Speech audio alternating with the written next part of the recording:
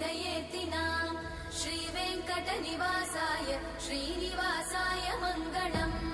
लक्ष्मी सविभ्रमालोकसुभ्रूविभ्रमचक्षुषे चक्षुषे सर्वलोकानां वेङ्कटेशाय मङ्गलम्